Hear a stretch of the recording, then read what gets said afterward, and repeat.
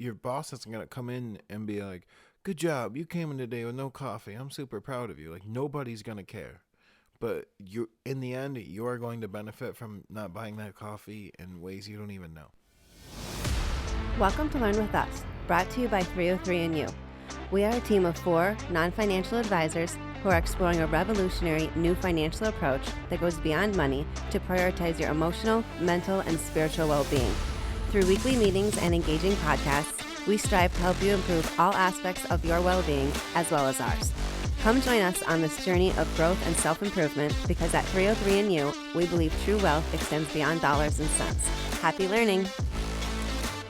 Hello, everybody, and welcome back to Learn With Us, brought to you by 303andU. How's everybody doing? I'm doing pretty good. It's just me and Amanda this week. We're going over Chapter 2, The Compound Effect by Darren Hardy. Last week we left off with a little bit of a cliffhanger, wondering what he was meaning by... The next chapter we will focus on the one thing that controls our life. We each had our own little theory about it, but sounds like we were all wrong. It was all about choices. Because the title of Chapter 2 is Choices.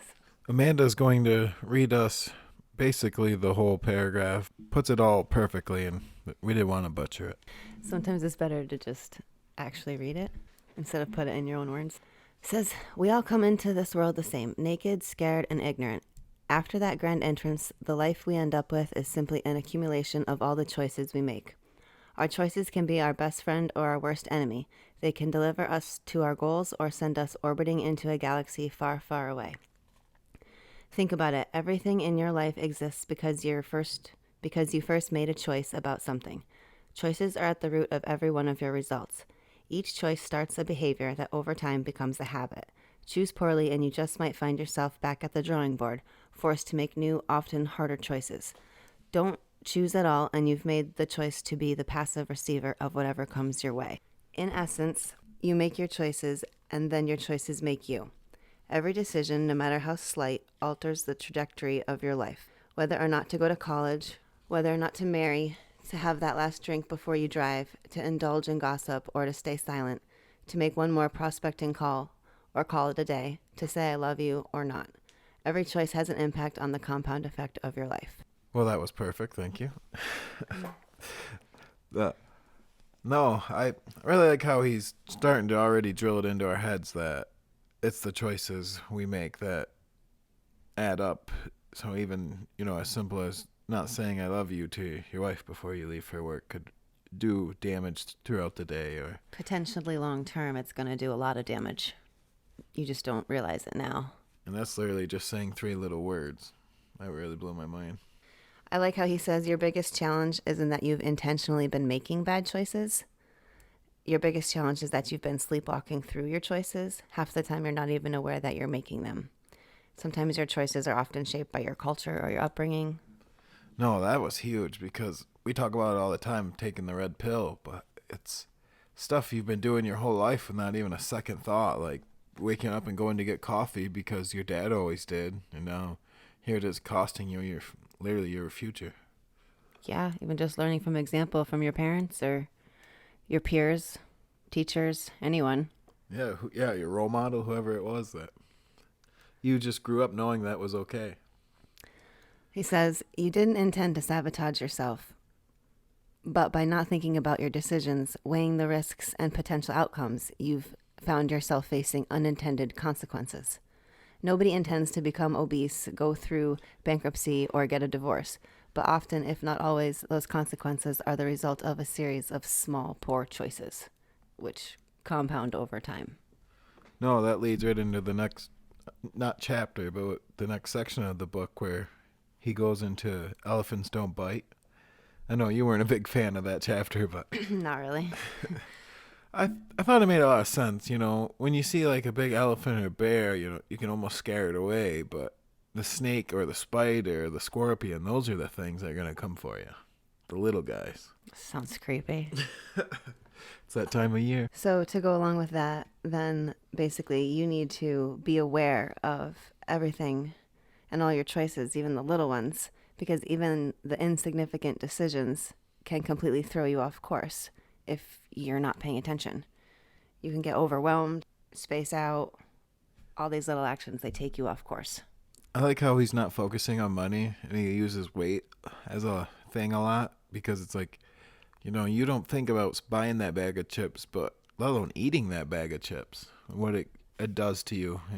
He talks about like the emotional effects of eating junk. And so even just wasting your money on that bag of chips is a whole different topic, but the other ripple effects that come from simple little choices is literally buying a bag of chips. Yeah, like he says, before you know it, you've ate the whole bag. And I'm like, yeah, that's me with cookies. That's why I don't buy cookies anymore. It's safer away from us. I like the last part of this section. It says, you've allowed yourself to make a choice without thinking. And as long as you're making choices unconsciously, you can't consciously choose to change that ineffective behavior and turn it into productive habits. It's time to wake up and make empowering choices. Well, we keep talking about how these little choices make so much difference, but what's a good way for us to even know these choices we're making consciously? Well, in the book, he says that he started out by keeping a journal, like a daily log every day. Started with his wife. He didn't tell her, but he wrote something down that he appreciated about her every day from Thanksgiving one year until Thanksgiving the next year, and then he gave it to her. She said it was the best gift she ever got. Better than the car. Yeah, better than the Ferrari or whatever he said he bought her. I don't Lambo, one of those. Mercedes, maybe it was. It was Mercedes. Yeah, it wasn't that big. Yeah. Make him feel bad. But he said, but it was even better than what was cool about it was not only did it make his wife happy, but it opened up his eyes to all of the good things about her that he on a daily basis would miss. And then he kind of like fell in love with her all over again and rekindled their relationship. And so again, it's just a compound effect and then in reference to that, because he was treating her differently, she was responding differently, and it just kept going back and forth, but it was all with positive results just by starting with one simple thing of writing down one thing a day. And that's amazing. That just to show you how writing it down will just make the biggest difference. You think, what's that going to do? I'm never going to read it. But even if he never went back and read them, it made him every time. He had to spend an hour thinking about his wife, thinking what she did for him. Yeah. And then he references, when not talking about relationships, but with your money, if you want to start saving money and you don't know how, just simply start a financial journal and write down everything you spend your money on. Every single thing. Have a little notebook and a pen. So he says it's funny because you realize that you don't want to have to take that notebook out and write down, I bought this bag of chips, or I went to McDonald's again, or whatever it is. It gets irritating to you, and so you stop doing it because you are now conscious of it. No, that was my favorite part. It's you're writing it down. You're like, oh, I'm just gonna go get another coffee, and by the third time that week, you've wrote down $7, and you see, wow, am I really going to spend $7 more this week on this coffee? And it's going to turn you right off. So I just want to read actually one small part. It says, choosing to look for and focus on his wife's positive qualities changed his view of her, which changed how he interacted with her. As a result, she made different choices about the way she responded to him. The cycle perpetuated, or shall we say compounded. And then there's this little note. It says you can use a gratitude assessment. You can download it from thecompoundeffect.com/free. I haven't looked at it yet, but it just seems like it might be something that could be helpful. That's actually perfect. It leads right into the next part of owning 100%. And that's what he did by owning that he wasn't thinking of his wife all the time. He now was, and it made her also change the way she was acting towards him. And that was 100% all him changing his attitude towards his wife. It had nothing to do with her being nicer or doing more things for him. It was all his actions of noticing the good she did. I like a point in the book. He says, I know you think you take responsibility for your life. I've yet to ask somebody who doesn't say, of course I take responsibility for my life. But then you look at how most people operate in the world. There's a lot of finger pointing, victimhood, blaming, and expecting someone else or the government to solve their problems. If you've ever blamed traffic for being late or decided you are in a bad mood because of something your kid, your spouse, or your coworker did, then you're not taking 100% personal responsibility. You arrived late because the printer was busy. Maybe you shouldn't have waited until the last minute. Your coworker messed up the presentation. Well, shouldn't you have double checked it yourself before delivering it? Not getting along with your unreasonable teen, there are countless fantastic books and classes to help you learn how to deal. You alone are responsible for what you do and don't do, or how you respond to what's done to you. I feel like we say that every week, but no, you are the only one who can fix your dad. You're the only one that can fix any of this. Juan always says that you're past you. Thinks you live in like the shadow. You're 2 years ahead of yourself. Oh, yeah. He does Makes me always think say of that. that. Yeah, where you are now is a reflection of your choices you made 2 years ago, basically. But that leads right into getting lucky, which everyone thinks that millionaires are lucky people, but I mean, some of it, very little may have been luck, but all of it was luck plus all the education, all the timing they put in. Taking advantage of opportunities. What was our one? The Lady Luck from the book before? Or the goddess? The goddess of good luck. Favors, though, a man of action. Yeah. It's the same idea here that if you don't put in the work, if you're not looking for it, if you're not ready for it, luck's useless. Basically, he says that the difference is when luck came my way, I took advantage of it. Literally.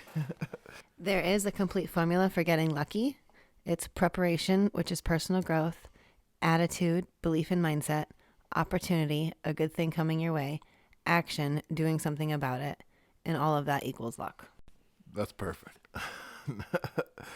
He says, no matter what has happened to you, take complete responsibility for it, good or bad, victory or defeat, own it.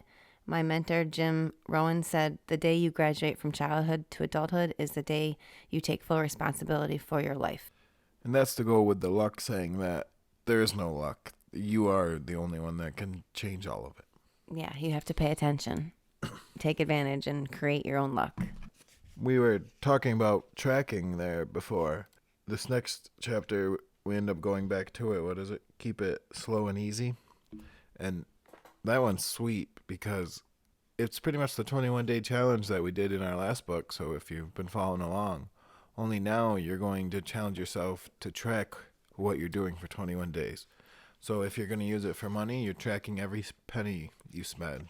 If you're tracking it for calories, it's everything you put in your mouth. You kept saying shoving in your face. Yeah. And we made it sound horrible. But yeah, or if it's going to the gym, how many times you went and what workouts you did or how many miles you walked at work. Just tracking every step so you can see and what you can work on the next day or the next month or just in general. What's improving. Yeah, and if you can see your improvement when you go back and reference it, then that'll just give you more encouragement to keep going. It makes me think of when we did the Richest Man in Babylon, we talked about your cave and where you need to see where the holes are. And this is a good way for you to shut off the lights and put a candle in there so you can see all the light coming out of your cave and patch up the holes. I also like at the end of this chapter, he says, once you start tracking your life, your attention will be focused on the smallest things you're doing right as well as the smallest things you're doing wrong. And when you choose to make even the smallest course corrections consistently over time, you'll begin to see amazing results. But don't expect immediate fanfare. When I say small course corrections, I'm talking truly invisible. Chances are no one's going to notice them anytime soon. There will be no applause. No one's going to send you a congratulations card or a trophy for these disciplines. And yet eventually their compounding effect will result in an exceptional payoff. It's the littlest disciplines that pay off over time, the effort and preparation for the great triumph that happened when no one was looking. A horse wins by a nose but gets 10 times the prize money. Is the horse 10 times faster? No, just a little bit better. But it was those extra laps around the track, the extra discipline in the horse's nutrition, or the extra work by the jockey that made the results a slight bit better with compounding rewards. I really like that. It shows that your boss isn't going to come in and be like, good job, you came in today with no coffee. I'm super proud of you. Like, nobody's going to care. But in the end, you are going to benefit from not buying that coffee in ways you don't even know. Yeah, you have to care. And then You were talking about, you said take a walk, so it must mean the story you're referring to. Yeah, I really liked it. So it says Phil was an entrepreneur and founder of the company. He was the CEO of a sizable company. It was doing more than $100 million in sales annually. So the company was doing fine. But I detected a lack of engagement, trust, and enthusiasm in the culture of his organization. I wasn't too surprised. It turns out that Phil hadn't been in parts of his own building for more than 5 years. He'd never spoken personally to more than 80% of his staff. He basically lived in a bubble with his management team. I asked Phil to track just one change. 3 times a week, he had to step outside of his office and walk around the building. His goal was to seek out at least 3 people whom he saw doing things right or had heard good things about and give them some personal acknowledgement of his appreciation. This one small change in his behavior took less than an hour a week, but had massive effects over time. The employees Phil took the time to recognize began to go the extra mile and work harder to earn his greater appreciation. Other employees started to perform better, observing the great effort was recognized and appreciated. The ripple effect of their new attitude transferred to their customer interactions, improving the customer's experience with the company, increasing repeat and referral business, which increased everyone's pride.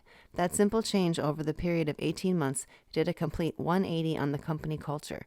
Net profits grew by more than 30% during that time, utilizing the same staff and zero additional investment in marketing, all because Phil committed to one small, seemingly insignificant step done consistently over time. That's amazing.